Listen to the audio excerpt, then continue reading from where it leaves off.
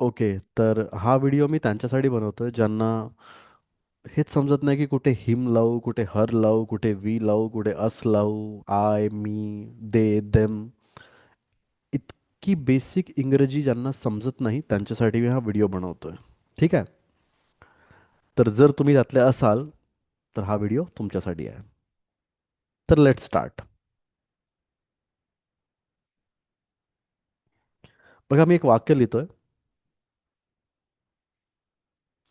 I स्लॅप्ड ह.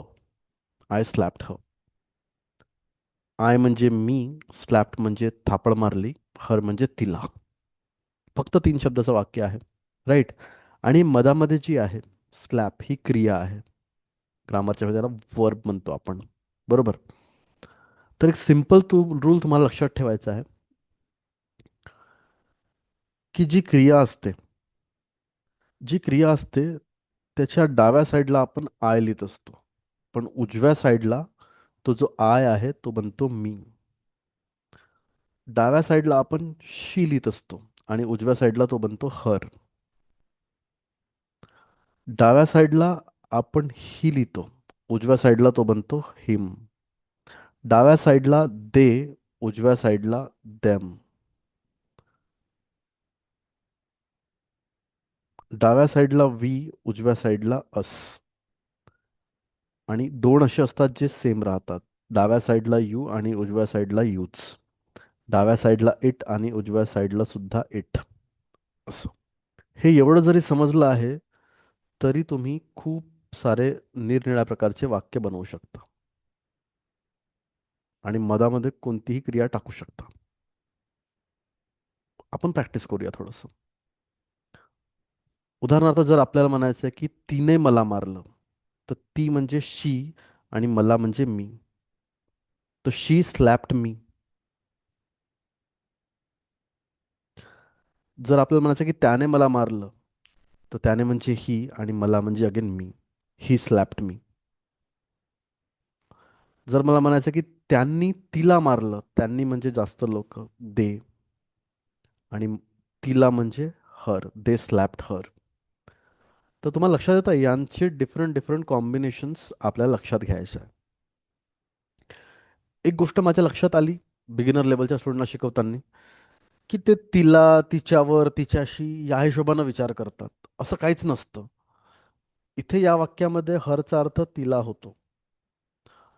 दुसऱ्या कोणत्या वाक्यामध्ये हरचा अर्थ तिच्याशी होऊ शकतो. कोणत्या एका वाक्यामध्ये तिच्यावरही होऊ शकतं.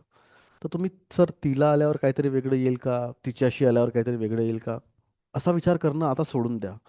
तुम्ही फक्त एवढं लक्षात ठेवा की क्रियेच्या या साईडला हर, उजव्या साईडला, आणि डाव्या साईडला शी. एवढंच तुम्हाला लक्षात ठेवायचं आहे. ठीक आहे. पहिला वाक्य तो ओरिजिनल तुम्हाला कुठेतरी ऐकायला भेटतो. आपली मेथडच ती आहे. तुम्हाला फक्त एवढं लक्षात ठेवायचं की या साईडला आय लावायचं आणि या साईडला मी लावायचं, या साईडला शी लावायचं आणि त्या साईडला हर लावायचं. एवढं तुम्हाला लक्षात ठेवायचं आहे. तर तुमच्या सवलतीसाठी तुम्ही भले लिहून ठेवा, तिला, मला, त्याला. पण इथे थोडी फ्लेक्झिबिलिटी ठेवा. इथे त्याच्याशी पण येऊ शकतं कदाचित. डिपेंड करतं. याचा अर्थ होईल त्यांना, याचा अर्थ होईल आम्हाला, याचा अर्थ होईल तुला. आणि हा इट फक्त प्राण्यासाठी असतो. शी म्हणजे ती. सगळे लिहून टाकतो मी.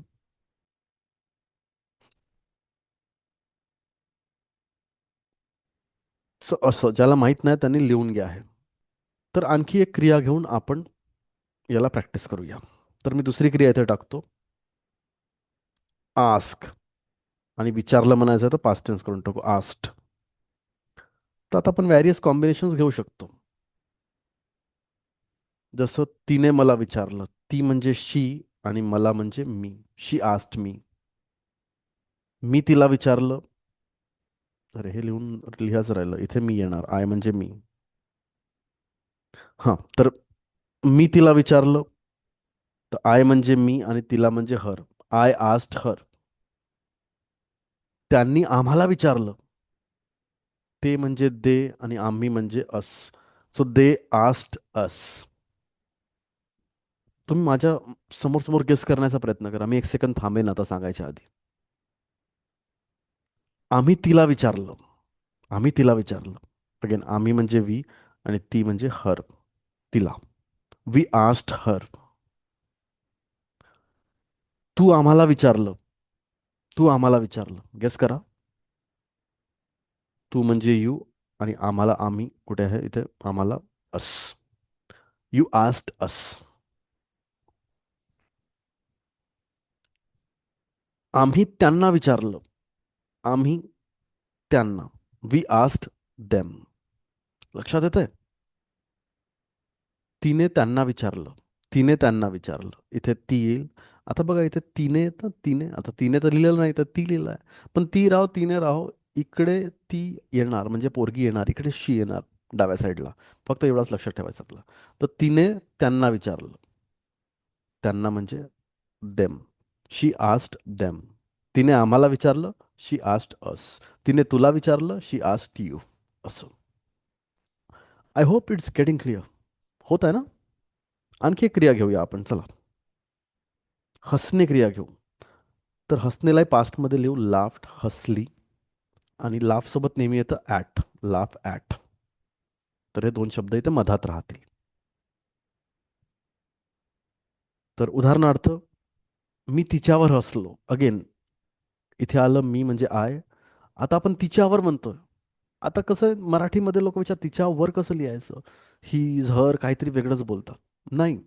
तुम्हाला एवढंच लक्षात ठेवायचं की वरच्या उजव्या साईडला फक्त हर मी हिम देम असंच येणार. तर मग इथे तिच्यावर येईल म्हणजे तिच्यावर म्हणजे ती म्हणजे हर. तर आय लाफ्ड ॲट हर असं होणार ते. लक्षात येतं ना मी काय म्हणतोय? ती माझ्यावर हसली. तर इकडे ती आणि इकडे मी. तर she laughed at me. She laughed at मी.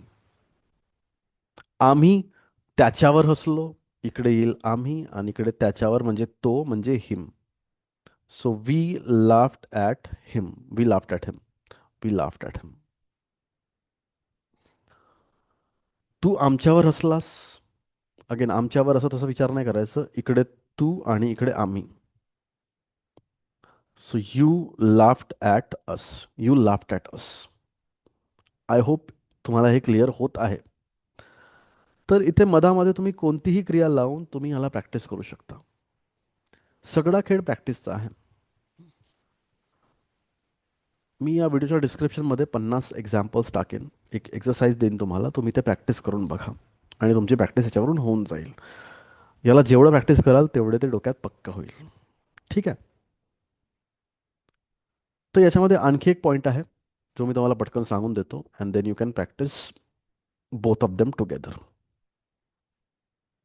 तर आपल्याला सपोज म्हणायचं आहे माझा भाऊ. तर आपण असं म्हणू माय ब्रदर. पण जर तिचा भाऊ म्हणायचा आहे तर मग आपण म्हणू हर ब्रदर. तुझा भाऊ युअर ब्रदर. त्यांचा भाऊ देअर ब्रदर. आमचा भाऊ अव ब्रदर. एक दोन तीन चार पाच. आणखी कोणतं राहिलं?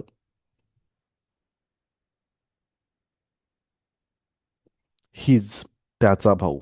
His brother. आणि प्राण्याचा भाऊ जर असेल तर इट्स ब्रदर. तर असे अगेन 7 प्रोनाऊन्स येतात. पण हे जे आहेत हे ॲडजेक्टिव्ज आहेत. यांना पॉझिटिव्ह ॲडजेक्टिव्ज म्हणतात ग्रामरच्या भाषेत. हे तुमच्या लक्षात राहण्याची गरज नाही. फक्त एवढं समजून घ्या की इथे एखादा नाऊन येतो आणि त्याला डिस्क्राईब करणारा शब्द असा येतो माझा भाऊ तुझा भाऊ तिचा भाऊ त्यांचा भाऊ असं. तर नावाच्या पहिले my her your their our his its येणार. काही काही लोक इथे वरती माय लावतात. शी स्लॅप्ड मी न म्हणता शी स्लॅप्ड माय म्हणतात. एवढी हालत खराब असते. तर नाही माय फक्त तेव्हाच येईल जेव्हा इथे समोर काहीतरी नाऊन असेल. आता तुम्ही याही बाजूला बदल करू शकता. आपण या मायला सेम ठेवू आणि इथे वेगळे वेगळे नाव टाकू. तुमच्या आजूबाजूला ज्याही वस्तू दिसतात ते तिथे लावणं चालू करा. जसं माझ्यासमोर लॅपटॉप आहे, तर माय लॅपटॉप. माझ्यासमोर चेअर आहे, माय चेअर. माझ्यासमोर रूम आहे, मी रूममध्ये आहे, सॉरी, माय रूम. माय टीचर, माय स्टुडंट. बस. आता इकडे आणि इकडे या दोघांचे कॉम्बिनेशन म्हणून करून तुम्ही खूप सारे वाक्य प्रॅक्टिस करू शकता. वाक्य म्हणजे चंक्स प्रॅक्टिस करू शकता. जसं मला म्हणायचं आहे तिचा लॅपटॉप, तर मी म्हणेन हर लॅपटॉप. जर मला म्हणायचं आहे तुझा लॅपटॉप, तर मी म्हणेन युअर लॅपटॉप. जर मला म्हणायचं आहे की आमचा लॅपटॉप, तर मी म्हणेन अवर लॅपटॉप. इकडून एक निवडायचं आणि तिकडून एक निवडायचं. जर मला म्हणायची त्याची चेअर, तर मी म्हणेन मी हीज चेअर. जर मला म्हणायचे आहे आमची चेअर, तर मी म्हणेन अवर चेअर. जर मला म्हणायचं आहे तिचा रूम, तिची रूम, तर मी म्हणेन हर रूम. जर मला म्हणायची आहे तुझी रूम, तर मी म्हणेन युअर रूम. जर मला म्हणायची आहे त्याची रूम, तर मी म्हणेन हीज रूम. जर मला म्हणायचं आहे आमचे टीचर, तर मी म्हणेन आवर टीचर. जर मला म्हणायचं आहे त्यांचे टीचर, तर मी म्हणेन देअर टीचर. बस एवढं जर तुम्हाला माहीत असेल, तर इथे तुम्ही या उजव्या साईडला कोणताही नाऊन टाकून वाक्य एक्सटेंड करू शकता किंवा चंक चेंज करू शकता. आणि इकडे 7च असतात. तर do you see how easy it is to practise this? तर आता फक्त एवढं लक्षात ठेवा, नाऊन असला तर त्याच्यासमोर असे शब्द येणार. आणि जर क्रिया मदत असली, जसं वरती मी दाखवलं,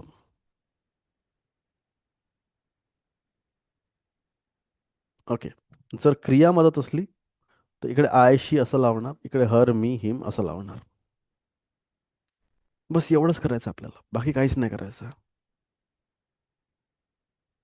तर हा व्हिडिओ लंबा होऊन राहिला, म्हणून मी या व्हिडिओला जास्त एक्सटेंड न करता तुम्हाला एक एक्सरसाइज देतो डिस्क्रिप्शनमध्ये. तो तुम्ही प्रॅक्टिस करा. याच्यावर खूप प्रॅक्टिस करा आणि तुम्हाला हा कॉन्सेप्ट क्लिअर होऊन जाईल. ठीक आहे. काही प्रश्न असल्यास तुम्ही कॉमेंटमध्ये मला विचारू शकता. So thank you very much for watching this video.